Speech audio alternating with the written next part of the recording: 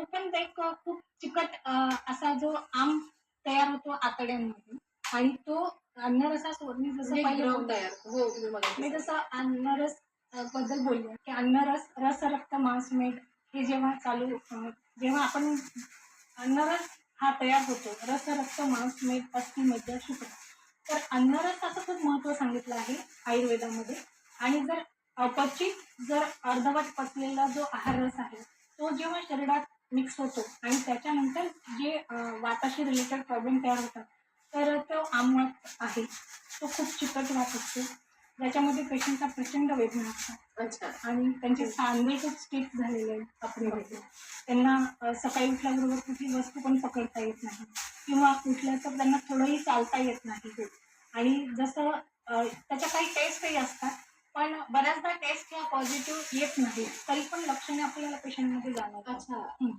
जसं uric acid आहे R A factor आहे ह्या टेस्ट पेशंट करूनही येतो कधी कधी आणि एखाद्याची टेस्ट पॉझिटिव्ह असते पण एखाद्याला टेस्ट ही अजिबात पॉझिटिव्ह नसते पण तरी पण हे सगळे लक्षणे त्यांना जाणवतात. मग अशा वेळेस त्यांना आयुर्वेद म्हणजे बघतात ते आयुर्वेदाकडे घेऊन आणि काही पेशंट स्टिरॉइड डिपेंडंट होऊन जातात जसं की पेन किलर घेतल्याशिवाय ते उठूच शकत नाही सकाळपासून संध्याकाळपर्यंत ते त्यांना डिपेंड झालेले असतात. पण ह्या सगळ्या गोष्टींवर जेव्हा आपण इलाज करतो आयुर्वेदामध्ये तर हे सगळे आजार हे पूर्ण नष्ट होतात आणि त्यांना कुठलंच मेडिसिन घ्यायचं काम नाही करत. आयुर्वेदिक काही दिवस घ्यावं लागतात पण ह्या पण मेडिसिन मग त्यांच्या कायमच्या बंद होतात. खरं तर आयुर्वेदात कोणकोणत्या उपचार पद्धती असतात हे आपल्याकडून जाणून घ्यायचंच आहे. हां. पण आपल्या आणखी